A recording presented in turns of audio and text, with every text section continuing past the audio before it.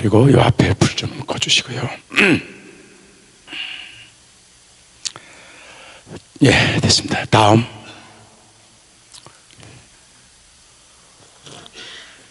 숨은 그림 찾기. 여러분이 알 만한 사람 있어요?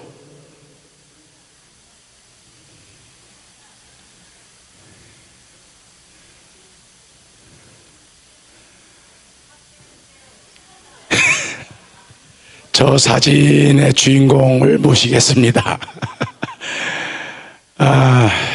저 사진의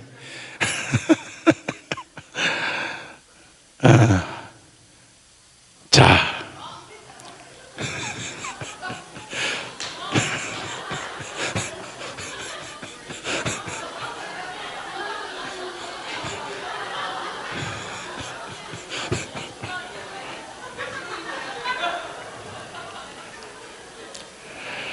여러분 굉장히 김강년 목사님 위대하게 보는데, 김강년 목사님 엑스파일을 내가 가진 사람이에요.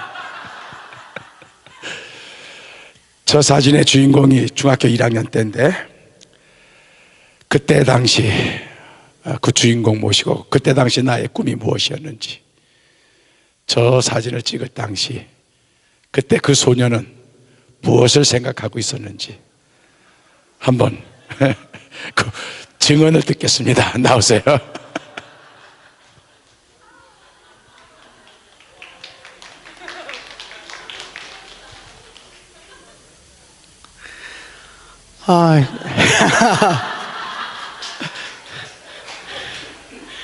이 사진 저희 집에도 있어요.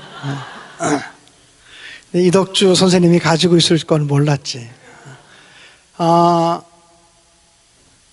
이때도 목사가 되겠다 그랬어요.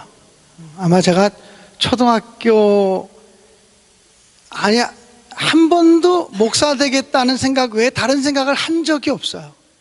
그래서 그냥 목사가 된 거고, 전 다시 태어나도 목사 되고 싶은 사람이에요. 제가 할 게 없어요.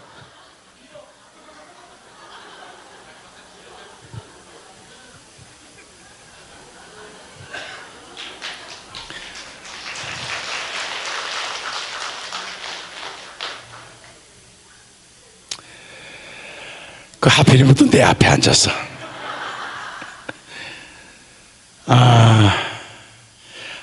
아마 제가 이제 신학교 2학년 때 우익교회 신학생 중등부 교사로 갔을 때, 그때 아마 이제 1학년 들어와서 저기 우이동 산에 이제 우리 봄소풍 갔을 때, 그때 아마 이제 우리가 찍은 사진 같아요. 저 사진이 73년도 사진이니까 세월이 이제 45년 세월이 흘렀네요. 그때나 지금이나 머리는 없고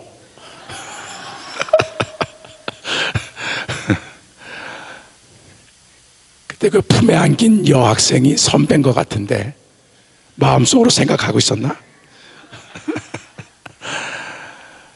45년 세월이 지난 다음에 이처럼 후배 목사가 아름다운 목회하는 현장에 제가 이렇게 강사로 초빙을 받아와서 지난 사흘간 여러분과 함께 은혜를 나눴습니다.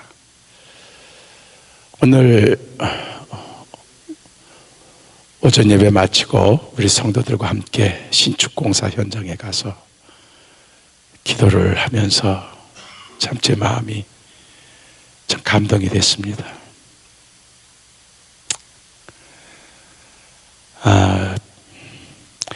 여러분에게 주시는 주님의 말씀은 하나인 것 같아요.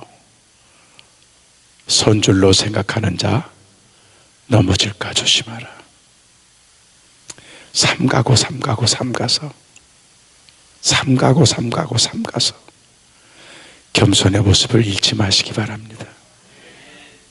일이 술술 풀린다고 좋은 몫의 교회 자리를 얻었고 모든 것이 은혜롭게 다 진행된다고 행여나 야 우리 대단해 교만하지 마시기 바랍니다. 끝까지 지키는 건 겸손입니다. 많은 저희 선배 목사님들 결국 마지막 넘어지는 모습을 보면은 이 겸손의 모습이 잃어버릴 때, 그래서 마귀 사탄이 우리에게 유혹할 때는 너 하나님처럼 될 수 있어. 아니 네가 하나님이야. 이게 마귀의 유혹입니다. 하나님께서 은혜의 문을 딱 걸어 잠그실 때는 딱 한 번밖에 없어요. 그건 우리가 목사들이 물론 윤리적으로 도덕적으로 실수할 때 많습니다. 그럴 때보다도 교만할 때, 우리 목사들이 교만할 때 그때 그걸 탁 닫으세요.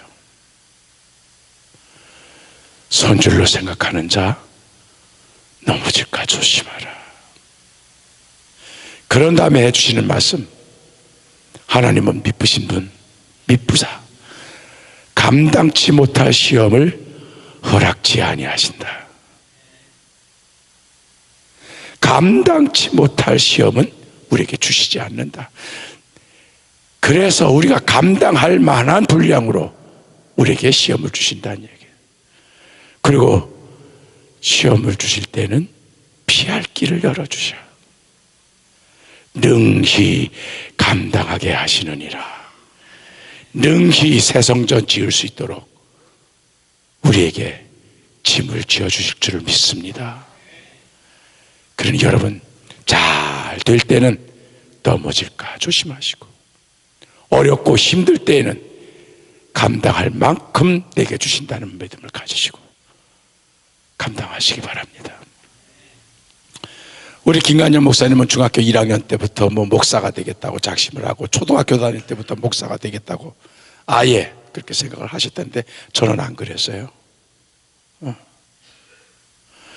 저는 초등학교 4학년 저도 꿈이 있었습니다. 저는 제 고향이 충주예요. 저 충청북도 사방이 산으로 둘러싸여 있는 분지야. 그러니까 여길 봐도 산, 저길 봐도 산, 사방이 산이야. 그게 싫었어요.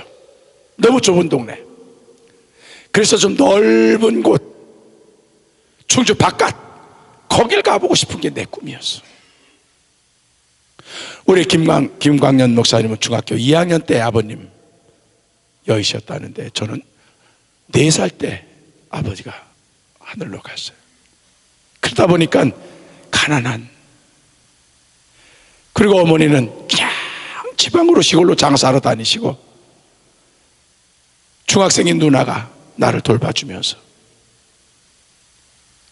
그러니까 어린 시절부터 저는 가난과 고독 아주 절친이었어요. 뼈저리게. 그래서 위대한 꿈 꾸고 이런 거 생각지도 못해. 그냥 충주 바깥으로 나가고만 싶은 게 내 꿈이었어. 이 좁은. 그런데 우리 집 형편에 바깥으로 나갈 수 있는 기회가 없어. 우리 김한영 목사님은 돌아가신 아버님이 그래도 은행 지점장을 70년대 60년대 지점장 했으면 그거 끝내주는 부자요. 벌써 부티가 나잖아. 요럴 땐 또 아멘 하네. 정반대죠. 저는. 그래서 넓은 세상 보고 싶어서 방법이 없지. 근데 이제 제가 저희 가족이 세대로 살고 있었던 집이 버스 터미널, 시외버스 터미널 정류장 바로 앞이었어요. 초등학교 끝나고 학교에서 끝나고 나오면은 그냥 그 버스 터미널에 가서 외지 다니는 버스 그걸 보는 게 내 낙이야. 공주 갔다 오는 거, 대전 갔다 오는 거, 증평 갔다 오는 거, 야 서울 갔다 오는 버스는 때깔이 달라. 하루에 2번 있었는데. 그래서 그 버스 타고 외지로 나갈 수 있는 그런 거. 그러다 보니까 버스 기사가 돼야 되겠다. 그래서 저는 버스 기사가 되려는 거야. 그래서 버스 몰고 충주 바깥으로 나가고 싶어서. 근데 조금 있다 보니까 버스 터미널에 버스 기사들을 부리는 사람이 있어. 빨간 모자를 쓰고 이 호루라기를 그리고 차트를 들고, 이 사람이 손짓하는 대로 버스 기사에 다 움직여. 모든 버스 기사들이 그 사람한테 다 격려해. 버스가 들어와도 그 사람이 딱 이러면 그 버스가 들어오고, 또 나갈 때도 딱 신호를 하면 나가고. 야, 저 사람 굉장히 높구나. 그러면 저 사람, 저 직업을 갖게 되면 내가 마음대로 내가 하루는 대전 갔다 오고, 하루는 부산 갔다 오고, 하루는 뭐 원주 갔다 오고, 야, 내 마음대로. 그래서 그 사람 직업, 그걸 내가 해야 되겠다. 알고 봤더니 배차주임. 그래서 초등학교 4학년 때 제가 학교에 제출하는 생활기록부, 거기에 장래 직업, 이덕주, 배차주임. 나는 현실적인 사람이라. 그래서 허망하게 뭐 대장 되고 무슨 뭐 대통령, 난 그런 허황된 꿈 안 꿨어. 우리 집 가정 형편에 맞게.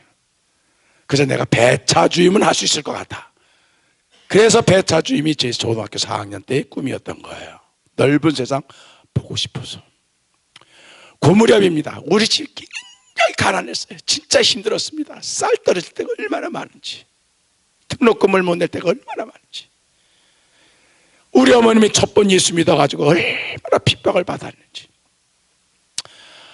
하루는 저희 어머님이 아침 식사하기 전에 꼭 가정 예배를 드리거든요.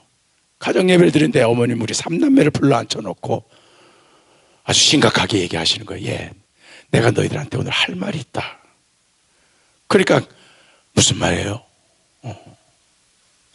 그러니까 우리 어머님이 아주 엄숙하게 하는데, 지금 이 순간부터 너희들은 내 자식이 아니야.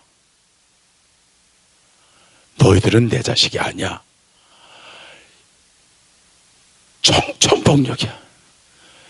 야, 우리 삼남매를 결국 키우시기가 어려우니까 우리 어머님이 결국은 이 가정을 해체해버리고, 형은 무슨, 누나는 애복이, 나는 고아원. 야, 이거 가족 뿔뿔이 흩어지는가 보다. 얼마나 두려웠는지. 우리 어머님이 우리 삼남매를 키우기가 너무 어려워서 결국 우리를 뿔뿔이 흩어지고 어머님 결국 당신 살 길을 찾아가는 거 아닌가. 얼마나 두려운지 몰라요. 그런데 그 다음에 저희 어머님이 그 다음에 이어서 하시는 말씀. 내가 어제 저녁에 철학기도 하면서 하나님께 약속을 했다. 그러시는 거예요. 뭐예요? 너희들 삼남매를 키우기가 너무 힘들고 어려워서, 너무 힘들고 어려워서 하나님께 하소연을 했다는 거예요. 하나님, 내가 예수님 믿고 남편 죽고 시집가 주변에서부터 조롱당하고 손가락질 당하고 이런 중에도 내가 삼남매를 키우려고 애를 썼는데 너무 힘드네요. 너무 힘들어요. 이 아이들을 어떻게 키워야 되나요? 그랬더니 하나님이 그러시더래. 왜 네가 키워? 그럼 어떻게 해요? 나한테 맡겨. 그래서 그날 저녁 우리 삼남매를 하나님께 바쳤다는 거야. 그러면서 하시는 말씀, 지금부터 너희들은 내 자식이 아니라 하나님의 자식이라. 어휴, 안심. 가정 해체 선언이 아닌 거예요. 어머님이 그 말씀 하신 후에 내가 신학교에 들어가서 공부할 때까지 귀에 못이 박히도록 해주신 말씀이, 너는 내 자식이 아니야. 하나님의 자식이야. 제가 잘못하고 거짓말하고 멀리 담배 피고 어머니 속 썩일 때 어머님 혼내지 아니하시고 딱 한마디, 너는 하나님의 아들이야. 너희들이 잘해도 하나님께 영광이요, 못해도 하나님이 너희를 치실 거예요. 나는 너를 때릴 자격이 없어. 우리 어머니는 그 말씀 그대로 행하셨습니다. 그러면 그 순간부터 어머님은 밥도 안 해주고 우리 옷도 안 해주고 완전히 우리 삼남매 키우는 걸 포기하시느냐? 그게 아니에요. 나중에 환갑 감사 예배를 드리는데 우리 어머님 하시는 말씀, 너희 삼남매 하나님께 바친 그날 저녁 잠자리에 누워있는 너희 삼남매를 바라보니 어저께까지만 해도 내 자식이었는데 내가 하나님의 자식을 맡아서 키운다고 생각하니 얼마나 두렵고 떨리는지. 내 자식도 고이 키우거든 하나님께서 나에게 맡겨주신 자식을 내가 키우는데 내가 너희들을 허투루 키우겠느냐. 것으로 내 힘 닿는 것 너희들을 위하여 가장 소중한 것으로, 그런 말씀을 하시는 거예요. 내가 하나님의 자녀를 내가 위임받아서 위탁받아서 내가 키우는 거다. 결론적으로 보면은 나의 위 형님 이현주 목사, 김강년 목사님 신학교 들어갈 때부터 우리 형님 책 읽으면서 이덕주 목사보다 정확하게 48배 유명해. 얼마 전까지는 50배 유명했는데 내가 조금 만회해서 이제 나도 한 48배쯤 돼. 그런 이현주 목사님 됐고, 바로 내 위에 누님 한신대학을 설립하신 김재준 목사님 막내 며느리 들어가서, 그래서 목사 며느리 되고 기장 여신도의 전국연합회 회장, 한국교회 여성연합회 회장, 지금도 네팔에 가서 선교하고 있어요.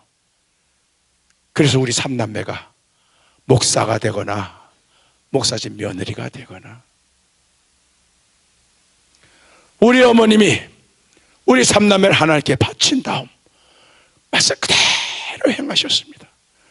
그러면 우리 삼남매 바친 다음에 우리 가정생활 편해졌느냐? 아니에요. 여전히 힘들었습니다. 여전히 가난했어요. 쌀이 떨어집니다. 그런데 그런 선언을 하신 후에 그 위기를 극복하는 방법이 달라졌어요. 전 같으면은 쌀 떨어지면은 쌀집에 가서 외상으로 가져오거나, 아니면은 돈을 빌려서 빚을 내서 쌀을 사거나. 그런데 우리의 삼남매를 하나님께 바친 다음부터는 그런 적이 없으세요. 쌀 떨어집니다. 여러 번 떨어졌어요. 우리 어머님 쌀집에 안 갑니다. 이웃집 안 갑니다. 예배도 안 가세요. 그리고 십자가 아래 무릎 꿇고, 하나님, 당신의 자녀 삼남매가 지금 쌀이 떨어져 굶어 죽게 됐어요. 어떻게 하실 거예요? 이러고 돌아오세요. 당신의 아이 쌀이 없어서 굶어 죽게 됐어요. 어떻게 하실 거예요? 그렇게 기도하고 돌아오시면은 누가 갖다 놓는지 모르는 쌀 한 버가지가 저희 집 툇머리에 놓여 있고, 목사님을 통해서 누군지 모르는 사람의 보내준 노란 봉투의 현금이 저희 어머님께 전달이 돼요. 저도 몇 번 경험했습니다. 등록금 3번 못 내면은 빨간 고지서 날라와요. 이젠 제적이에요. 어머니 갖다 드려요. 어머니 학교에서 고지서 또 왔네요.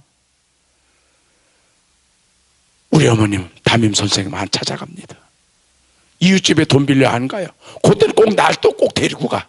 그 고지서 들고 나 옆자리에 앉혀놓고, 하나님, 당신의 아들 덕주가 이번에 등록금 못 내면 학교에서 잘리게 됐어요. 어떻게 하실 거예요? 그러고 돌아와요. 초등학교, 중학교, 고등학교, 대학원 졸업할 때까지 등록금 때문에 제가 학교에 못 간 적은 없습니다. 제가 폐결핵으로 학교를 휴학한 적은 있지만, 어머님은 우리 삼남매를 그렇게 키우신 거예요. 내가 너희를 먹이고 내가 너희를 입히고 내가 너희를 가르치는 것이 아니라 하나님이 너희를 먹이고 하나님이 너희를 입히시고 하나님이 너희를 가르치신다. 너희들은 내 자식이 아니야. 하나님의 자식이지. 그래서 저희 삼남매는 어려서부터 만나로 살았습니다. 이스라엘 백성들이 광야에서 40년 동안 먹었던 그 만나의 특징이 뭐예요? 누가 줬는지를 몰라. 그렇기 때문에 갚을 필요가 없어. 서로 부채 관계는 빌린 사람이 꿔준 사람한테 줘야 되지만, 하늘의 만나는 먹는 곳으로 꽂혀 출처를 몰라. 그래서 만나를 먹다 보니까, 이스라엘 백성들이 40년 동안 만나를 먹다 보니까 만나 체질이 된 거예요. 그 전까지는 애굽에서 노예 생활을 하면서 노예 음식을 먹다 보니까 노예 체질인 거예요. 노예 체질이 뭔지 압니까? 빵 부스러기 던져주는 주인에게 목숨을 내걸고 자존심을 포기하고 시키는 대로, 노예 주인이 하라는 대로 그 빵 부스러기에 연연해서 그 그것이 바로 노예 체질입니다. 하나님은 그런 노예 체질의 사람들을 가나안 땅을 허락하지 않으신 겁니다. 40년 동안을 체질을 바꾸신 거예요. 저도요 30년 전까지만 하면 고기 잘 먹었어요. 오늘 점심 때 기가 막힌 편육 나왔더구만. 아주 먹음직스럽더구만. 그 김치에서 싸서 먹으면 끝내줘. 나도 그거 알아. 그러나 한 점도 못 먹었어. 제가 40년 전부터 이 육체 한번 토사강난이 일어난 다음에 체질이 바뀌어진 거예요. 그래서 이 육류만 들어가면 두드러기가 나고 막 긁고 가려워서 먹고 싶어도 못 먹어요. 오늘 배추국 안 나왔으면 나는 끝내서. 배추국이 얼마나 맛있는지 내가 3그릇을 먹었다는 얘기야. 제가요 30년 전까지는 고기도 잘 먹었는데 갑자기 내 체질이 바뀌면서 결국 고기를 못 먹고 원치 않는 채식주의자가 된 거야. 음식이 바뀌면 체질이 바뀌어요. 체질이 바뀌면 성격이 바뀌어요. 성격이 바뀌면 행동이 바뀌어요. 제가 한 30년 이 채식을 하다 보니까 여러분 어때요? 나 사슴 같지 않아? 꽃사슴 노루. 전에 고기 먹을 땐 나가 늑대 같았거든. 그래서 내 아내를 챈 거야. 고기 물론 맛있죠. 그렇다고 뭐 여러분보다 다 채식하라는 얘기는 아니야. 어쨌든 음식에 따라서 체질이 달라지고 성격이 달라지고 행동 패턴이 달라지고, 하나님께서는 40년 동안을 광야에서 뺑뺑이를 돌게 하시면서 완전히 노예 체질에서 만나 체질로 바꿔버리신 거예요.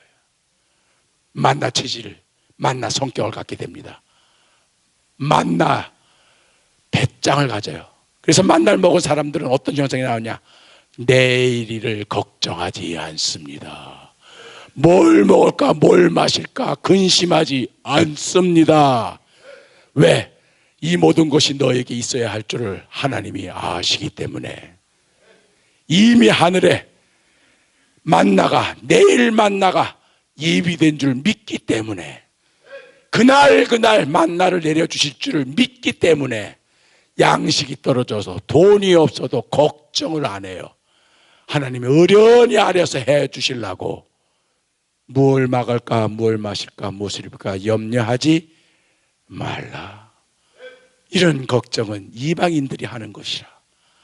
하늘 아버지께서 이런 것이 너에게 있어야 할 줄 이미 아시느니라. 그러므로 너희는 먼저 그의 나라와 그의 의를 구하라. 그러면 이 모든 것을 너에게 더하시리라. 그래서 만나 체질은 내일을 걱정하지 않아요. 그날에 족합니다. 우리 삼남매를 그렇게 하나님께 바친 어머님, 너희 내 자식이 아니야. 제가 중학교 1학년 때, 충주에서 중학교 1학년 때인데 봄소풍을 가는데 갑자기 다리가 아파요. 쑤시고. 그 전날 저녁 고열이야. 열이 나. 그런데도 그날 봄소풍을 기차를 타고 30리 바깥으로 가는, 그러니까 나는 충주 바깥으로만 나가면 좋은 거야 나는. 그러다 보니까 이 아픈 걸 엄마한테 숨기고 도시락을 싸들고 기차 역전까지 간 거예요. 그래 갔더니 담임 선생님이 벌써 내 얼굴을 보고, 얼굴에 빨갛게 열이 오르는 거 보고 머리를 만져보니까는 얼마나 뜨거운지, 야 인마 너 이래가지고 어떻게 소풍 가냐, 당장 집에 가서 병원 가라. 그래서 퇴짜를 맞았어요. 그래서 다시 도시락 들고 질질 다리를 끌면서 집에 와서 쓰러졌어요. 우리 어머님이 그때 외출하셨다가 들어와 보고 깜짝 놀래. 야 덕주야, 너 소풍 갈 놈이 왜 여기 있냐? 엄마 나 아파. 엄마 나 아파. 그랬더니 아파? 그러더니 나를 들쳐업고 1번 병원, 2번 예배당. 절대 병원 안 가. 또 예배당 가서 또 따지려고. 그래서 예배당으로 가는데 마침 신방 가시려고 했던 우리 목사님, 지금 광주 지방에, 경기도 광주 지방 은퇴 목사님인데, 목사님이 우리 어머니 본 거예요. 윤 목사님 웬일이에요? 덕주가 아프대네요. 그래요? 내가 내가 그 목사 아주 싫어했거든. 나 그래서 목사는 절대 안 하려고 그랬어. 그게 김 목사하고 나하고 차이야. 우리 어머니는요, 목사님 하나님 다음이야. 뭐든지 그냥 목사님이야. 그냥 좋은 것만 생겼다 하면 목사님이야. 그냥 달걀도 처음 난 거 무조건 목사님, 호박도 처음 달린 거 무조건 목사님. 어쩌면 그렇게 목사님한테 갖다 주는지. 1년에 딱 2번 우리 밥상에 계란찜이 반찬으로 올라옵니다. 얼마나 먹고 싶어요, 어린 시절에. 그때가 신방 때야. 그러면 난 상구퉁이 앉아가지고 저 계란찜 먹고 싶은데 조금 남겨주면 좋을 것 같은데 팍팍 긁어 먹고 가. 얼마나 야속한지. 인정머리가 없어. 그거 지금 침 흘리면서 지금 기다리고 있는데 그거 그냥 팍팍 긁어 먹고 가. 나중에 그 목사님 은퇴한 다음에 제가 찾아봤고 인사를 하면서 사실 제가 그때 엄청나게 목사님 미워했습니다. 왜? 논산뿐이에요. 왜요? 그때 어떻게 목사님 그렇게 계란찜을 팍팍 긁어 드셨어요? 그랬더니 이분이 껄껄 웃으시면서 하시는 말씀. 그래, 내가 목회를 하다 보면은 좀 여유 있는 집도 가고 가난한 집도 가는데 특히 우리 목사, 이 목사의 어머니 윤태신 권사님 같은 경우는 가난한 과부가 그냥 없는 중에도 정성스럽게 음식을 내놓으면은 그걸 깨끗이 먹어주는 것이 목사로서. 부잣집에 가면 좀 남겨도 되는데 가난한 집에 가서 그걸 깨끗이 먹어주는 게 그게 그 대접하는 손길. 그래서 그렇게 먹었다는 거예요. 뭐 그때는 뭐 저도 목사가 됐으니까 다 이해가 되죠. 어쨌든 그래서 그 목사 싫었어. 그래서 나는 목사 안 되려고 그랬어. 저 인정머리 없는. 근데 그 목사님이 이제 신방 가려다가 나를 얻고 오는 어머니를 보고, 왜요? 내가 어때요? 머리를 만져보니까 머리 뜨거운 거야. 그러니까 아프면 병원에 가야죠 하면서 날 들쫓고 병원으로 가더라고. 역시 배운 목사는 다르더라고. 그래서 충주에서 제일 큰 의과병원, 외과병원, 충주 제일교회 권사님 남편이 하는 병원이었는데 거기 날 데리고 간 거예요. 박사님 얘 좀 봐주세요. 얘가 다리가 아프다네요. 그러더니 그 박사님이, 의사가 내 다 바지를 다 벗기고, 그때 어린 시절에, 그때가 중학교 1학년 때예요. 어린 시절 내 눈에 보니 진짜 팔뚝만한 주사기가 있습니다. 그런 주사기로 소독도 안 하고 그냥 넓적다리 콱 끼우는 거예요. 그랬더니 그걸로 피고름이 분수처럼 치솟는데 천정까지 치솟아요.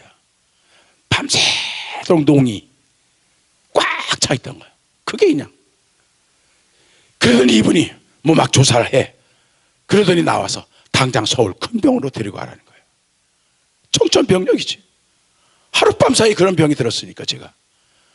우리 어머니, 왜요? 이게 무슨 병인데요? 아, 이것이 여기 시골에서는 고치기가 어렵습니다. 서울 큰 병원으로 데리고 가세요. 나는 아프면서도 서울 큰 병원으로 데려가시오 하는 그 말이 얼마나 희망에 부풀어 오르는지.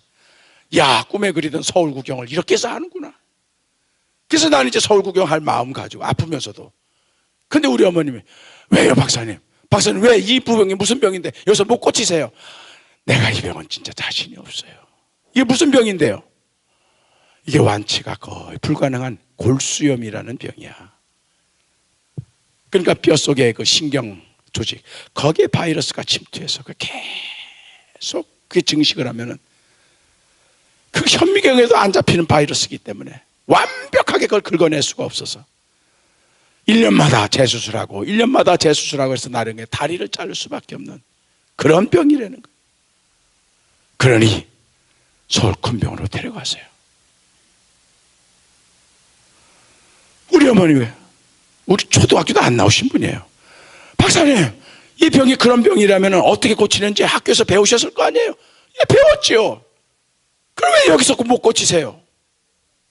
그러는 거예요.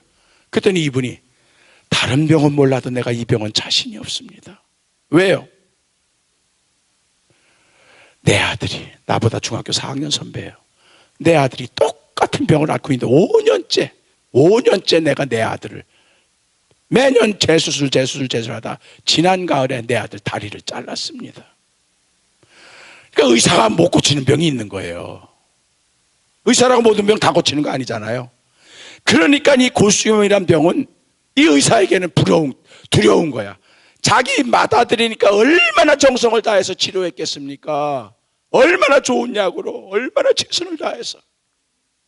그런데도 자기 아들을 못 고쳤는데 이웃교회 가난한 과부의 아들을 자기가 어떻게 고치겠냐는 얘기예요. 양심 있는 의사죠 진짜. 그러니 서울대학병원의 이 병에 진짜 잘 고치는 내 선배 의사를 아니 내가 편지 써드릴게요.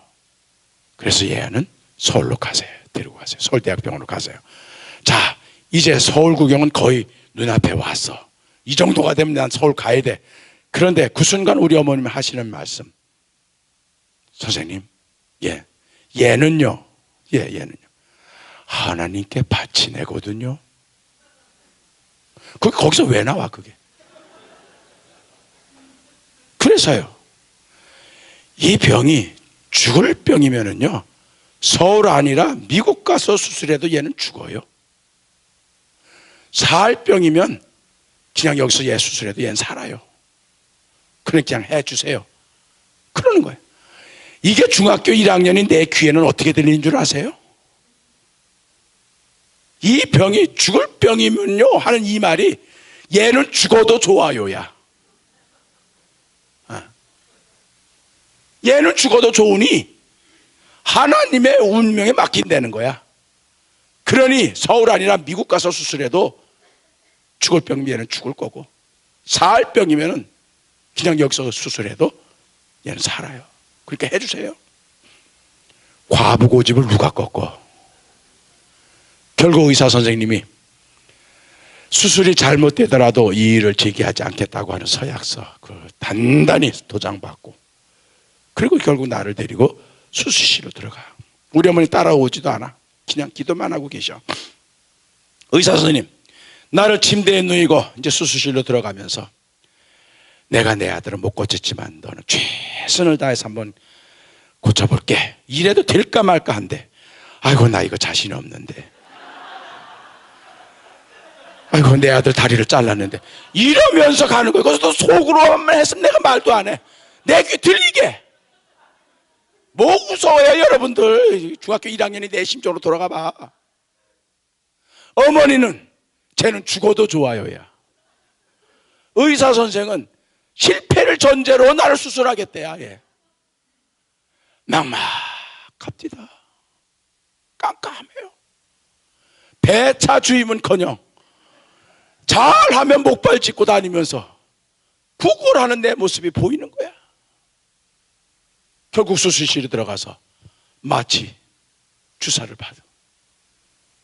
거꾸로 세라래요 선생이. 19, 8, 7 뭐 이런 식으로. 그래서 정신을 잃어가는 거야. 이대로는 안 될 것 같아.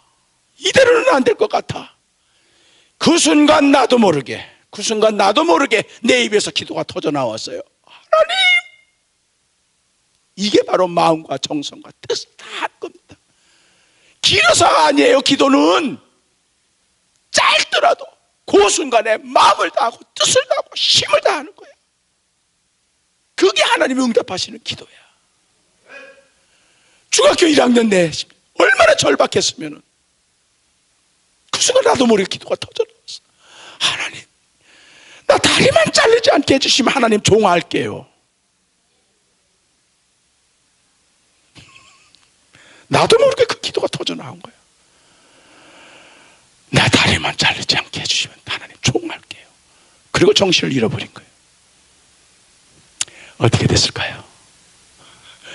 하나님께서는 부잣집 맏아들 5년 동안 수술하고 재수술하고 치료하면서 터득한 노하우로 가난한 과부의 막내 아들 한 번 수술로 끝내버리셨습니다. 재수술 한 번 하지 아니하고 군대까지 갔다 오시도록.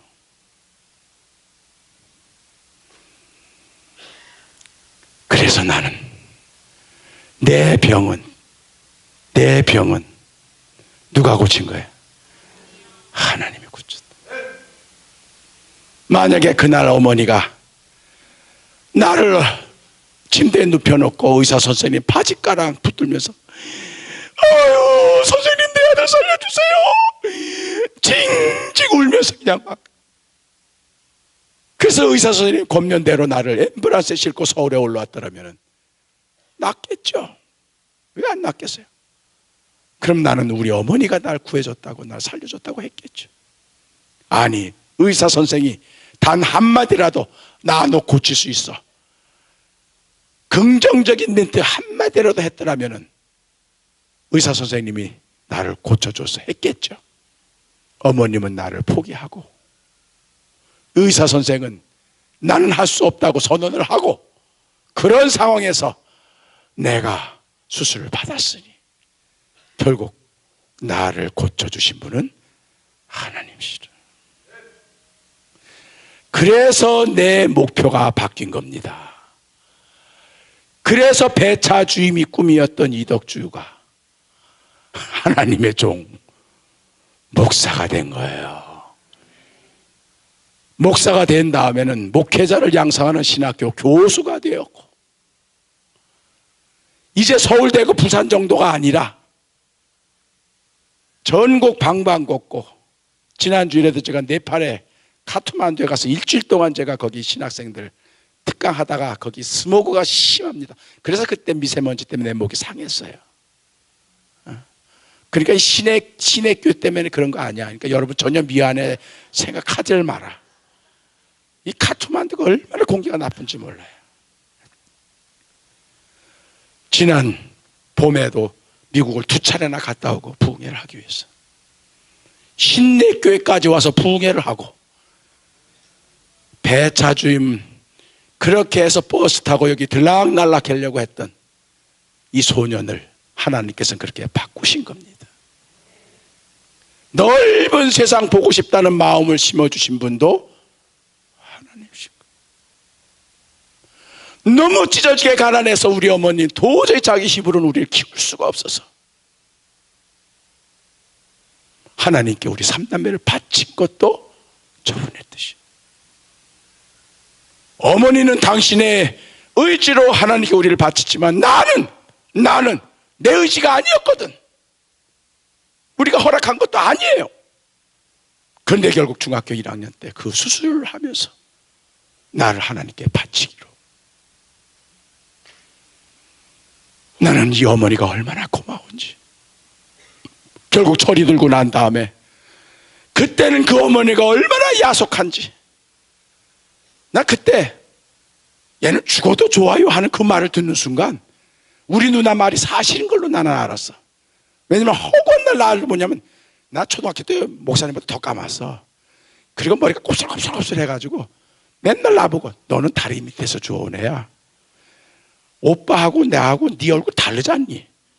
난 그게 사실인 줄 알았어. 이거 분명히 계모다. 그러니까는 살 길이 있는데도 불구하고 쟤는 죽어도 좋아요 하니까 그때는 그 어머니가 얼마나 야속하고 얼마나 섭섭했는지 그거를 내가 그냥 어머니 꼭 하고 있었던 겁니다. 신학교 갈 때까지 나를 버린 이것이 바로 모리아산에서 아들을 죽이는 아브라함의 믿음이었던 겁니다. 바로 나는 중학교 1학년 때 모리아산 바로 아버지께 끌려올려가서 너는 내 자식이 아니야 하면서 칼로 내려치는 그 순간 이삭이 어떻게 기도했겠어요? 아버지 살려주세요. 안 그랬습니다. 아이고 하나님 살려주세요. 이랬을 겁니다. 그래서 하나님이 살려주신 거예요. 아브라함아 손대지 말라. 걔도 내 아이니라. 내가 그 아이를 책임지리라. 너의 믿음이 위대하듯이 너의 믿음이 결국 이 아이를 살리리라. 그래서 제가 이삭의 축복을 받게 된 겁니다. 이삭의 축복은 뭔 줄 아세요? 생각하는 대로 다 돼. 술술술술 다 돼. 우리 어머님이 그렇게 양식이 떨어져도 돈이 없어도 하나님 앞에 가서 어떻게 하실 거예요? 담대할 수 있었던 거는 아버지께 모든 걸 바쳤기 때문에 가능했던 겁니다. 그를 향하여 가진 바 담대함이 이것이니 곧 그의 뜻대로 무엇을 구하든 이루어짐이라. 그런 현상이 예수를 믿으며 영생을 얻은 사람들한테는 나의 뜻, 나의 소원, 나의 희망이 아니라 하나님의 소원, 하나님의 희망, 하나님의 계획이 나를 통하여 이루어진다는 이야기예요. 이것이 얼마나 크고 감사한지. 결국 제가 목사가 되고 신학교 교수가 돼서 이처럼 교회를 다니면서 전국 다니면서 이제는 해외까지 다니면서 그 어려운 평양까지 제가 2번을 가서 말씀 가지고 서게 될 때 중학교 1학년 때 병실에서 나를 포기해 주신 어머님이 얼마나 고마운지, 어머님이 나를 포기했기 때문에 하나님이 나를 테이크업 하신 겁니다. 아이고 이거 내 자식입니다. 아이고 하나님 이건 안 돼요. 어머님이 나를 움켜잡았더라면은 막 그래 알았어 네가 키워. 하나님은 결국 던져버리셨을 건데 얘는 내 자식이 아닙니다 하고 포기하니까 그래 내가 그럼 키우마. 하나님이 나를 키우신 거죠. 그래 지금 내가 그 찬송을 좋아하는데 어린 시절에는 어머니가 그 찬송만 부르면 난 싫었어요. 아주 힘들고 역경이 되면 가족 찬송, 가족 예배 드릴 때마다 그 찬송을 불러요. 난 그 찬송 부를 때 막 귀를 막았어.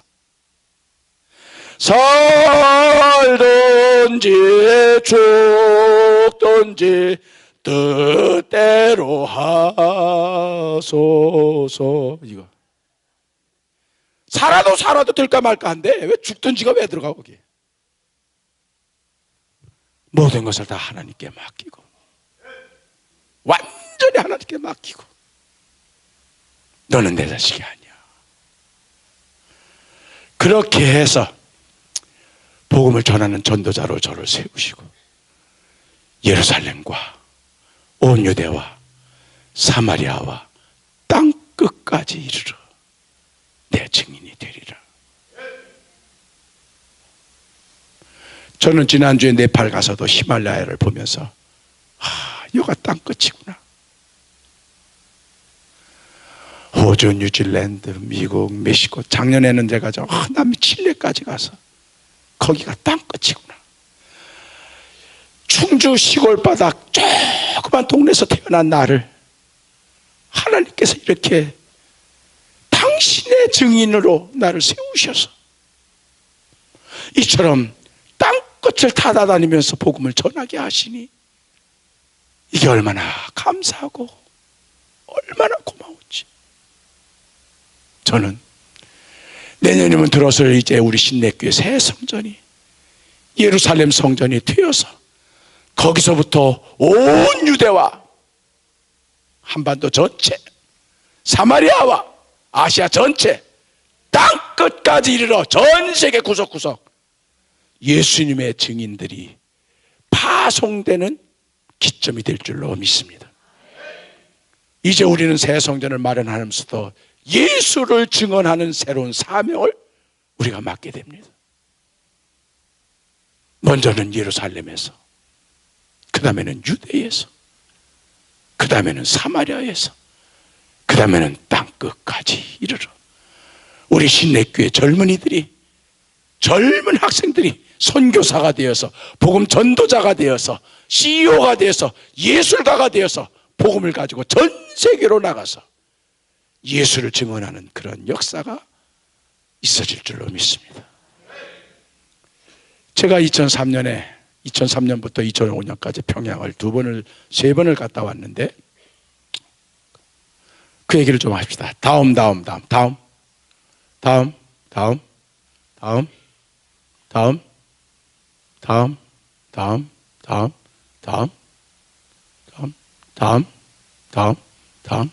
이거 다 하려면은요 앞으로 일주일 더 해야 돼요. 다음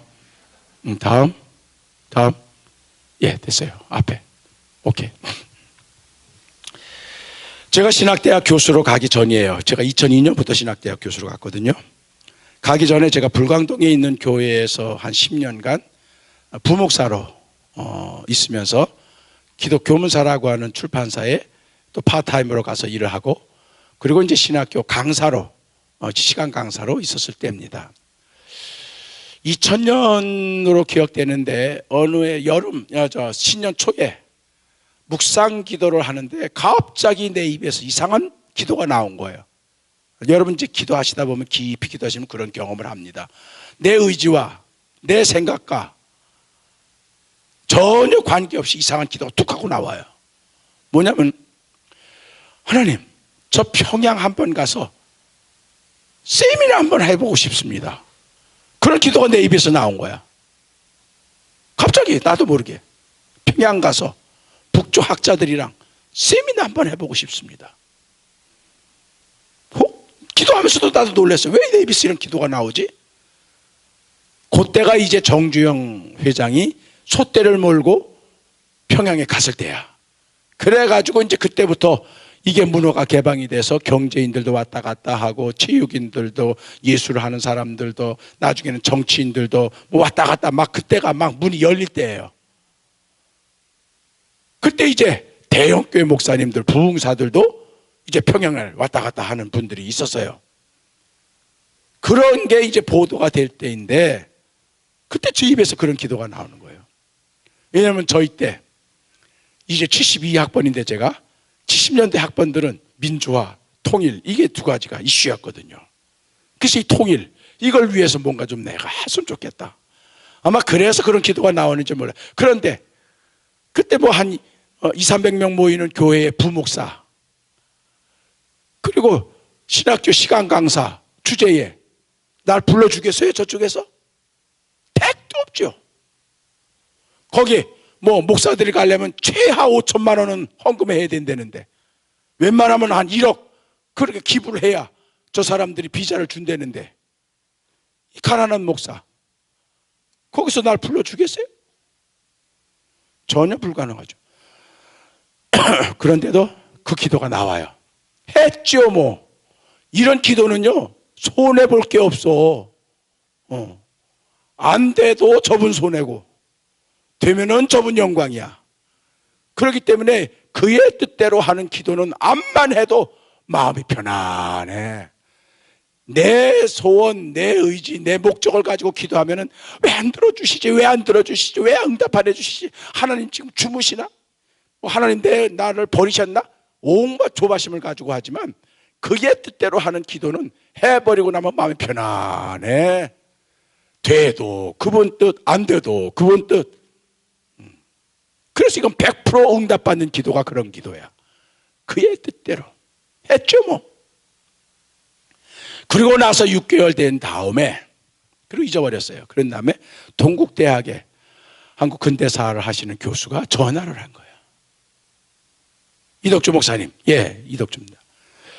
이번에 한중 국제 역사 학술 대회를 하는데 거기에 지금 우리 국립묘지에 애국열사, 애국지사묘소에 있는 손정도 목사님이라고 3.1운동 때 임시정부 의정원 원장을 지내신 그런 손정도 목사님을 조명하는 학술대회를 하는데 그 손정도 목사님이 감리교 신학대학 졸업생이고 감리교 목사였기 때문에 그러니까 감리교 학자인 당신이 손정도 목사님을 한번 조명하는 그런 학술대회를 한번 했으면 좋겠습니다.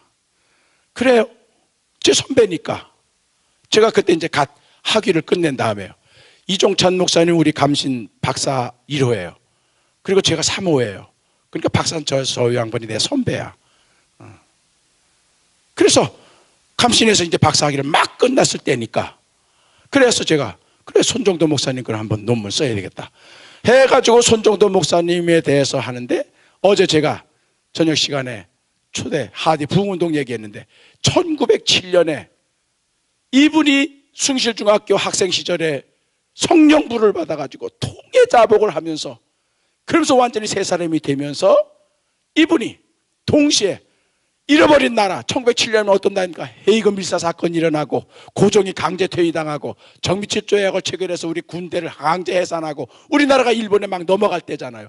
그러다 보니까 나라와 민족을 위해서 기도하는 거예요. 우리나라 민족을 어떻게 구원해야 될까? 그런 중에 이 손정도 중학생이 중학교 졸업반이 그때 17살입니다. 이분이 성령을 받아가지고 나라와 민족을 위해서 기도하는 중에 오늘 우리가 읽은 사도행전 1장 6절에서 11절 이 말씀을 응답으로 받은 거예요. 승천하시는 주님에게 제자들이 묻죠. 이스라엘이 회복될 때가 이때입니까? 로마 식민 통치로부터 우리가 독립할 때가 이때입니까? 하고 물었더니 예수님이 때와 기한은 아버지께서 정하신다. 그러니까 너희들은 알 수 없다. 알 바 아니다. 그럼 우리는 뭘 하고 있으란 말이냐? 그 다음에 하시는 말씀.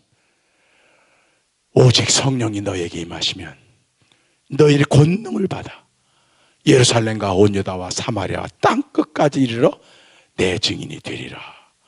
이 말씀을 받는 순간 손정도 이분은 이게 하나님의 계시구나. 우리나라가 일본으로부터 독립되는 때는 하나님이 정하시지만 우리가 통일이 될 때는 하나님이 정하시지만 그때까지 우리가 할 일은 뭐냐? 다 예수 증인이 돼서 성령 충만 받아가지고 예루살렘과 온 유다와 사마리아 땅끝까지 복음을 증거하면 하나님께서 우리 민족을 불쌍히 여기사 독립을 단축시켜 주실 수가 있다.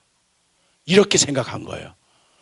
그래서 장로교 기선주 목사님은 부흥운동을 하면서 우리는 영적인 운동만 하지 정치운동을 하면 안 돼 해가지고 독립운동하고 의병운동을 하는 걸 비판했지만 손정도 목사님은 오히려 부흥사가 돼서 말씀을 전할 때마다 우리가 예수를 잘 믿어야 진짜 참된 예수의 증인이 되어야 우리나라가 독립이 될 수 있습니다. 이런 내용으로 부흥운동을 한 거예요. 우리 예수 믿는 사람들이 제대로 신앙생활을 해야 지역사회가 발전이 되는 거예요. 우리 민족이 구원할 수 받을 수 있는 길은 기독교인들이 제대로 신앙생활을 해야 된다는 이야기예요.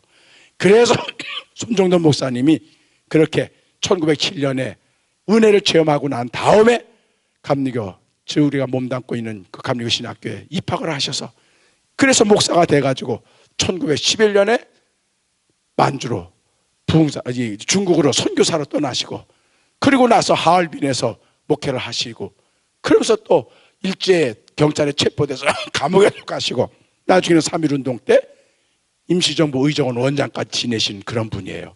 그러니까 이분은 예수 잘 믿어야 우리나라 독립된다 이거예요. 신앙생활 잘해야 민족이 구원받는다. 그래서 민족 구원과 기독교 신앙은 별개가 아니라 하나예요. 이분은 그런 분이에요. 이분이. 그래서 이분에 대해서 이제 논문을 쓰라는 거예요. 31년도에 길림에서 돌아가세요. 그래서 무덤이 없습니다. 원래 유해는 한국으로 못 가지고 왔어요. 그런데 재밌는 거가 그분에 대해서 이렇게 쓰다 보니까 이분이 19년부터 24년까지 상해에서 임시정부 활동을 하시다가 그 다음에 25년부터 31년 돌아가실 때까지 이제 길림으로 가셔서 거기서 활동을 하시는데 그 길림으로 가서 활동하시는 그 기간 동안에 15살짜리 소년이 찾아왔는데 그게 바로 김일성이야. 그래 김일성의 아버지 김형직 씨가 손정도 목사님이랑 숭실중학교 동창이야. 그래서 손정도 목사님과 아버지가 같이 독립운동을 한 과거가 있어요. 근데 그 아버지가 독립운동을 하다가 죽었어요. 압록강 두만강 연변에서. 그러니까 이 소년 그때 이름 김성주지 김일성이 그 아버지 장례를 치르고 난 다음에 갈 데가 없어가지고 아버지 친구들을 찾아다니면서 다니고 있는데 그때 손정도 목사님이 길림에서 목회를 하시는 도중에 그 김성주 소년을 목사 사택에다가 묵게 하고 그걸 거기서 재우고 그리고 그걸 중학교 입학을 시킨 거예요. 그래서 중학교 입학했다가 독서클럽 이제 그때부터 이제 막스 사상 공산주의 사상을 배우는데 김일성이 감옥에 들어가 있는 거를 손정도 목사님이 그 지역 관리들을 설득하고 돈을 써서 그걸 구출해내서 6개월 만에 석방이 돼요. 나 이거 몰랐어요. 전혀 몰랐어 이런 얘기를. 그런데 김일성이 94년도에 죽거든요. 죽기 2년 전에 92년도에 자기 회고록을 써요. 세기와 더불어라고 하는. 그래서 자기 회고록을 7권짜리를 쓰고 죽는데 그게 지금 북한에서는 성경보다도 더 높은 자리에 있어. 모든 관공서에 이게 딱 꽂혀 있어. 그래서 모든 초등학교 시절부터 이 세기와 더불어라는 책을 가지고 학습을 해야 돼. 거기에 2권 제1장이 손정도 목사야. 지금 나오고 있는 그 저장. 그래서 저기에 한 30페이지를 손정도 목사에 대해서 얘기를 하는데, 나와 사상은 다르지만 진짜 나라와 민족을 위하여 희생하신 고귀하신 애국지사다. 그리고 내가 위기에 처해 있을 때 나를 친자식처럼 돌봐주면서 나에게는 아버지와 같은 분이다. 더 이상 말할 수 없을 정도로 극찬을 해. 그러면서 내 생명의 은인이시다. 제가 나중에 평양에 올라가서 그쪽 역사학자들이랑 대화하다 보니까 저 책이 나오는 바람에 북한 인민들이 목사 다음에 나오는 칭호가 바뀌었대. 그게 무슨 소리였더니, 북한 사람들은 미국 하면 무조건 놈이래. 미국 놈. 목사 다음에는 새끼래. 얼마나 기독교를 싫어했으면 미국 놈? 목사? 해봐. 그렇게 목사를 천시했는데 저 책에서 목사님이라고 불러버렸거든. 그래서 새끼가 빠진 거야. 그러니까 북쪽은 그게 가능해. 꼭대기에서 바꾸면 아래는 저동적으로 돼. 그래서 저 책에서 손정도 목사님은 얼마나 극찬을 하는지. 94년도에 김일성이 죽으면서 자기 아들 김정일에게 그렇게 부탁을 하고 유언을 하고 죽었대요. 손정도 목사님은 내 생명의 은인이다. 그렇기 때문에 손정도 목사님 기념사업을 꼭 하길 바란다. 그리고 죽었대요. 그래서 지금도 평양에 조선공산당 유훈과라는 게 있습니다. 김일성의 유훈을 실천하는 과가 있어. 거기에 이제 손정도 목사 기념사업을 하는 그런 부서가 있는 거예요. 난 몰랐죠.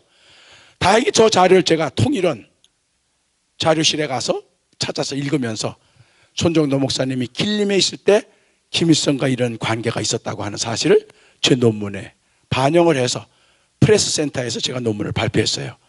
손정도 목사님의 생애와 사상이라는 제목으로. 그리고 나서 6개월이 지난 다음에 제가 감신 교수가 됐습니다.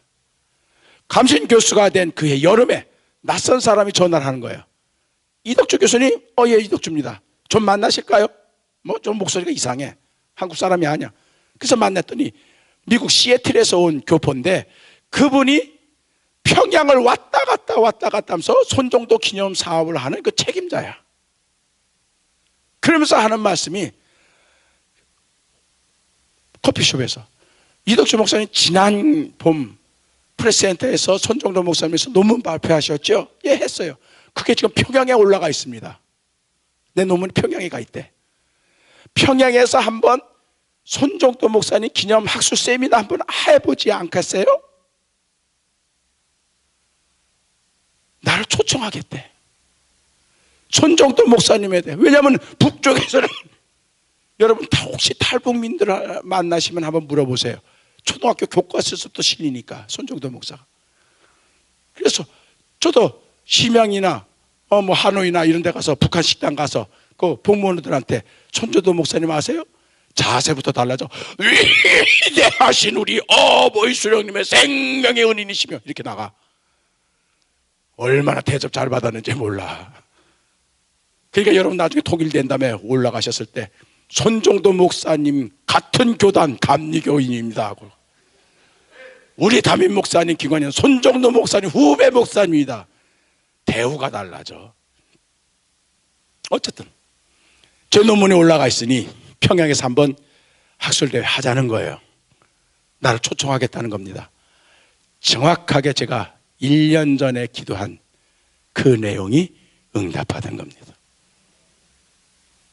돈 싸들고 가지 않고, 물론 거기 가서 생활하는 경비는 우리가 실비로 됐습니다.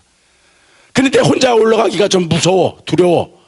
그래서 우리 학교 김덕준 총장님 보고하고, 교수님 같이 좀 갈래요? 그래서 그때 5명의 우리 감신 교수들과 한국 기독교 역사 공부하는 5명의 학자, 그래서 10명이 평양으로 올라간 겁니다. 2003년 10월 4일. 다음, 제가 그래서 노동신문에 실렸잖아. 그러니까 손정도 목사 그 기념사업으로 올라가니까요, 중앙당 기간지죠, 노동신문에 제 사진이 다 올라가는 거예요. 그렇게 해서 2005년까지 3번을 갔다 오게 된 겁니다. 다음, 학술대회 하는 장면이에요.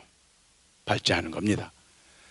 다음, 이덕주가 논문 발제하는 거예요. 지금 제가 일부러 로만 칼라 목사 그걸 가지고 했습니다. 손정도 목사님에 대해서. 다음. 그래서 이제 남과 북의 학자들이 그 논문 발표 서로 한 거를 책으로 우리가出版을 했습니다. 다음. 이건 내 아내가 보면 안 되는데, 거기 이제 세미나 하는데 거기 도와주는 북쪽, 이뻐요. 진짜 이뻐요. 그래서 같이 사진을 찍었습니다. 넘어갑시다. 저건 이제 북쪽 학자들, 같이 논문을 발표했던 북쪽 학자들이랑 사진을 찍은 거예요. 다 김일성 종합대학 졸업생들이에요. 다음. 나랑 카운트 파터 됐던 저분이야. 김석순 과장인데, 저분이 그래요. 마지막에 이제 순환공항 거기서 이제 헤어질 때 조용하게 어디 화장실 앞에서 이제 마지막 대화를 할 수 있는데, 공적인 자리에서는 그런 대화 못 해요. 이제 일주일 동안 저랑 같이 생활했으니까 자기는 이번에 일주일 동안 이 목사 동무랑 같이, 그 사람 그렇게 표현해요. 이 목사 동무랑 같이 지내다 보니까 종교에 관심이 생겼습니다. 이래. 그 무슨 소리냐? 처음에는 당에서 지시가 내려온 거예요. 남쪽에서 이덕주 교수라는 사람이 올라오는데, 목사인데 아주 골수분자 기독교인이래더라. 그러니까 너는 일주일 동안 이덕주를 맡아야 돼. 그러니까 대화에서 네가 꿀리면 안 돼. 그래서 연구하라는 거야. 그래서 그때부터 한 달 동안 기독교에 대한 모든 책을 구해서 읽어대는 거야. 성경도 읽고 신약서적도 읽고, 그렇게 해서 기독교를 처음으로, 역사학자예요, 읽은 거예요. 그러니까 나랑 대화하는데 뭐 기독교를 많이 알더라고요. 공부한 거, 성경도 읽어왔대. 근데 저분이 이제 묘양산에서 거기 박물관이 있거든요. 김일성, 김정일이 세운 그 박물관에, 묘양산에 갔는데 그날이 주일날이야. 주일날 그 목사인데 교회 예배당에서 예배를 못 드리고 거기 묘양산 골짜기에서 도시락, 평양에서 호텔에서 만들어준 도시락, 그걸 먹으면서 이제 거기서 먹으니까 좀 찜찜해. 근데 갑자기 저 친구가, 북쪽의 대표죠, 같이 식사를 하는데 남쪽에서 간 사람, 북쪽에서 간 사람 같이 앉아 있는데 갑자기 나를 지목하더니 이덕주 목사 동무 기도 한번 하시라고요 이러는 거야. 야, 나보고 기도를 하래. 그러지 않아도 목사가 예배당도 안 가가지고 찝찝한데 기도하지 뭐. 그래서 그때 기도, 성경봉도, 설교, 광고까지 넣어가지고 기도를 다 해버린 거야. 평소에 저는 기도가 짧는데 그때는 그냥 다 해버렸어요. 그런데 맨 마지막으로 이제 오늘 이렇게 맛있는 점심을 같이 먹는데, 이렇게 먹을 때마다 먹지 못하는 이웃들이 있음을 우리가 기억하면서, 남쪽에 있을 때 제가 항상 북쪽을 얘기합니다. 저들과 함께 음식을 나눌 수 있는 기회를 허락하옵소서. 이러고 기도 끝난 거예요. 나중에 이제 저 친구가 평양공항에서 얘기를 하는 거예요. 나한테 기도를 부탁한 이유는 뭐냐? 자기가 기독교 서적을 다 읽어봤는데 다른 건 다 알겠더래. 기도를 모르겠대. 기독교인들은 그렇게 기도를 중요시 하는데 기도하는 걸 본 적이 있나? 교회를 간 적이 없으니까. 그래서 기도를 어떻게 하는가 하는 걸 보려고 나한테 기도를 시켰다는 거야. 그 사람 눈 뜨고 있었겠지. 내가 기도를 어떻게 하나. 그러면서 기도 속에서 나가 뭔 얘기를 하는지. 근데 마지막에 굶주리고 있는 이웃들을 향하여 저희들과 함께 사랑을 나눌 수 있도록 저희들에게 능력과 기회를 주시옵소서. 이게 저 사람의, 자기 말로는 심장에 박혔대. 그러면서 자기네들은 내가 먹을 수 있으면 그걸로 만족을 하는데, 기독교인들은 자기가 배불리 먹으면서도 못 먹는 사람을 생각하는, 그게 자기한테 이상했다는 거예요. 그래서 그때부터 기독교에 관심이 있었다. 그러면서 이제 헤어지기 전에 종교에, 기독교에 관심이 생겼습니다. 얼마나 제가 고마운지. 다음에 제가 평양에 오면은 성경 가지고 한번 토론해 봅시다. 성경 한번 읽어보세요. 그리고서 헤어졌어요. 뭐 그러고 나서 이제 부시 정권이 들어서는 바람에 못 갔지만, 다음 만찬 시간입니다. 마지막. 그러니 뭐 보여주세요. 다음. 아니 앞에 내가 든 거 맥주 아니야. 저거 배즙이야. 오해하지 마세요. 이제 세미나가 잘 끝났어요. 그러니까는 북쪽에서도 칭송하고 남쪽에서도 칭송하는 유일한 인물입니다. 그게 손정도 목사님이에요. 그래서 그러니까 뭐 논쟁할 필요가 없죠. 잘 끝났습니다. 그런 다음에 이제 마지막 평양의 최고급 호텔에서 이제 저녁 만찬, 환영 만찬을 하는 거예요. 북쪽 가서, 남쪽 가서. 제가 그런데 평양에 올라가기 전에 갑자기 또 기도가 하나가 툭 나와. 바로 올라가기 직전에. 뭔 기도가 나? 하나님, 나 이번에 평양 올라갔는데 평양 시내 한복판에서 마음껏 찬송 한번 부르고 싶습니다. 이거 돼, 안 돼? 평양에서 한복판에서 찬송 부르겠대. 전혀 불가능해요. 그런데 기도가 나와요. 했죠 뭐. 손해 안 봐 이런 기도는. 그냥 했어. 그리고 올라간 거예요.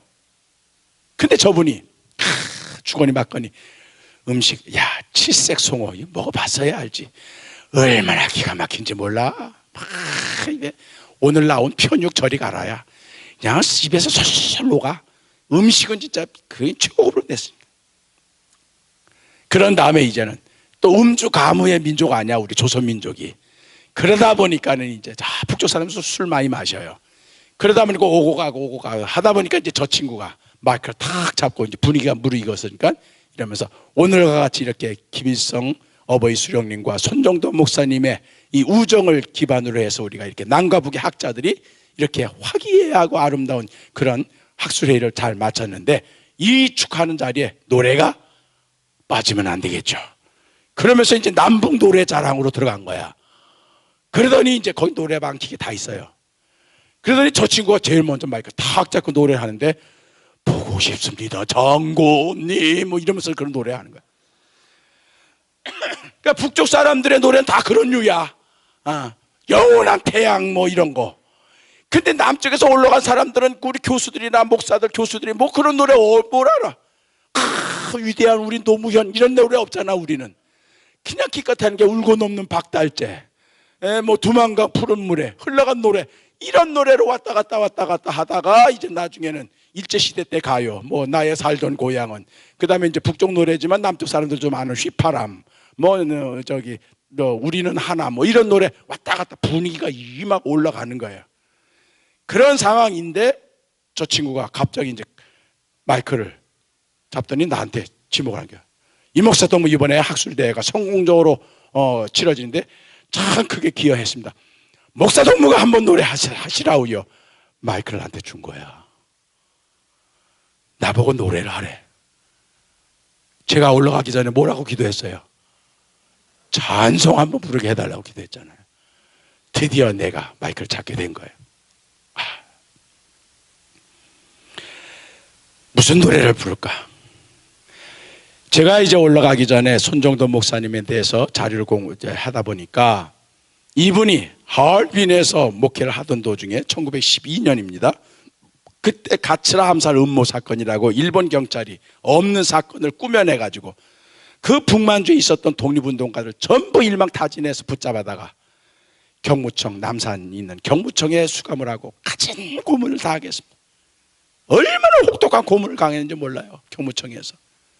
우리 손정도 목사님이 와서 미남형입니다.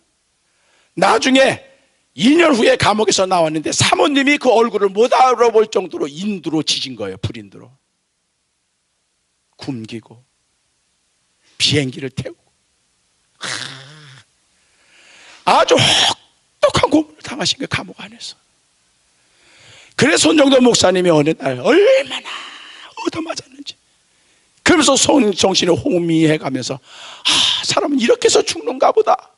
그래서 영혼이 가물가물해지는 중에 이게 이제 내 마지막이구나. 그래서 죽음을 받아들이면서 결국 십자가에서 주님이 하신 말씀, 아버지요 내 영혼을 아버지 손에 맡기나이다. 이게 우리 임종할 때 마지막 기도입니다. 여러분 임종할 때 요 기도만은 꼭 하고 가시길 바랍니다.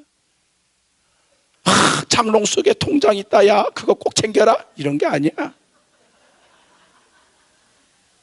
아무개한테 돈 빌려준 거 꼭 받아라,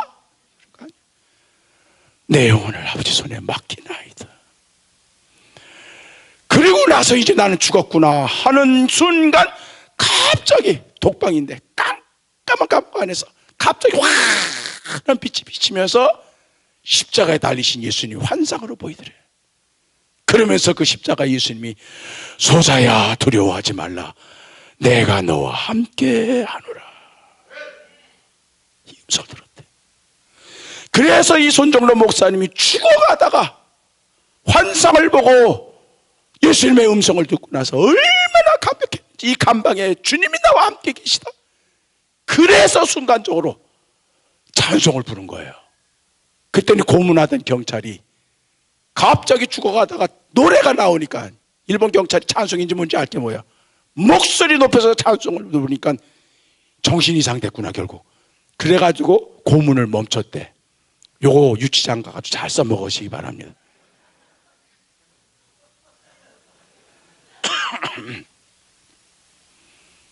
그런 기록을 제가 읽고 올라간 거예요. 마지막 감옥에서 결국 목숨이 끊어지는 그 순간 주님을 만나면서 부른 그 찬송.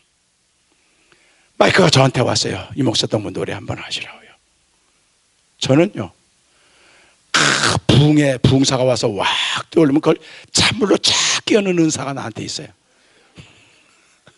그래서 붐이 쫙 올라온 걸 쫙 가라앉히는 은사가 저한테 있어요. 그러니까 이제 흘러간 노래 하면서 그냥 그런 노래를 하다가 마이크가 나한테 오니까 제가 이제 마이크를 잡고 이제 어떤 노래인지 소개해야 될 거 아니야. 그러면서 소개하면서 지금 방금 여러분에게 한 얘기를 그대로 한 거예요.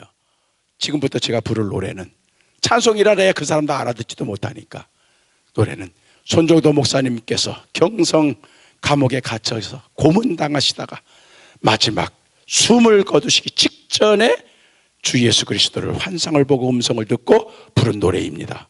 똑같이 얘기했어요. 제가 하나님의 음성을 듣고 예수님의 환상을 보고.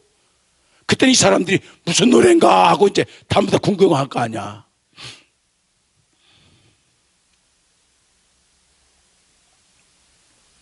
반주도 없어. 찬송하는 소리에 있어 사랑 기뻐하도다. 하늘 아버지의 이름 거룩거룩하외다. 천하 사람 찬양하라. 그의 이름 영원하다. 할렐루야 할렐루야 할렐루야 아멘. 지금은 내가 목이 가가지고 그러지만 그때는 얼마나 우렁차게 불렀. 저 아래 1층에서 복무원들이 낯선 노래가 울려 퍼지고 막 올라와. 그 노래 내용은 모르지만 작은 손정도 목사님이 감옥에서 불렀다니 막 박수를 쳐. 그래서 원 없이 평양 한복판에서 찬송 부르고 내려왔습니다. 여러분들이 앞으로 살아가시면서 기도할 때 영생의 주인공으로 사시되 이제는 여러분의 뜻이 아니라 아버지의 뜻대로 구하는 기도가 여러분의 입에서 나오실 줄을 믿습니다. 그 기도 드리시길 바랍니다. 그런 다음에 그 기도를 응답하시는 하나님의 능력의 역사를 목격하시기 바랍니다.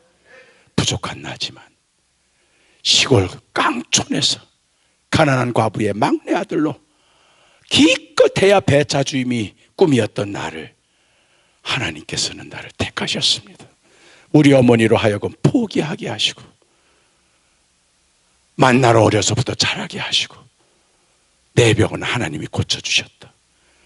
그러므로 내 미래도 하나님이 예비해 놓으셨다. 결국 내가 넓은 세상 보고 싶은 소년의 꿈을 하나님께서는 넓은 세상을 보는 것으로 끝나지 아니하고 구경하면서 다니는 것이 아니라 예수의 증인이 되어서 예수님을 이야기하면서 땅끝까지 다니던 목사로 나를 세우신 하나님. 우리 김광현 목사님도 그렇게 세우셨고 우리 신내교회에서 앞으로 그러한 하나님의 증인들이, 예수의 증인들이, 젊은이들이 많이 나오게 될 줄로 믿습니다. 그래서 신내교회 새 성전에서는 성령을 받아 예루살렘과 온 유다와 사마리아 땅끝까지 이르러 예수 얘기만 하는 새로운 세대들이 많이 나올 줄 믿으시고 열심히 준비하시고 기도하시기를 기원합니다. 다 함께 기도하십시다. 기도의 제목은 하나입니다. 우리 신내교회 새성전 예수 증인들로 가득 차게 하여 주시옵소서. 예수님 얘기하는 사람들만 모이게 하여 주시옵소서. 그리하여 예수를 알리는 일에 자기 전 재산을, 전신을 바칠 수 있는 예수 증인들이 나오게 하여 주시옵소서. 이제 이 복음이 우리 중랑구만이 아니라 서울만이 아니라 한반도, 이제는 지금의 땅끝인 평양까지 나가게 하여 주시옵소서. 그리하여 북쪽 땅에 올라가서 주의 복음을 전하는 많은 하나님의 사역자들이 우리 신내교회에서 나오게 하여 주시옵소서. 우리 주여 한번 외치고 기도하겠습니다. 주여, 아버지 하나님 감사합니다. 주님께서 저희들과 함께하여 주셔서 이제 죽을 수밖에 없는 연약한, 아무것도 가진 것이 없는 가난하고 보잘것없는 저희, 주님은 택하셨습니다. 주님은 상 주십니다. 그리고 능력을 주십니다. 기회를 주십니다. 일터를 주십니다. 이제 저희로 하여금 주님의 삶을 감당하게 하여 주시옵소서. 내가 무엇을 하든 어디 있든 주님을 증언하는 사역자가 될 수 있게 하여 주시옵시오. 우리 새성전이 하나님의 증인 사역에 무지가 되게 하여 주시옵소서. 주님 사랑합니다. 주님 영광 받아 주시옵소서. 이제 저의 뜻이 아니라 아버지의 뜻이 우리 신내교회를 통하여 이루어지게 하여 주시옵시오. 오직 하나님의 크신 능력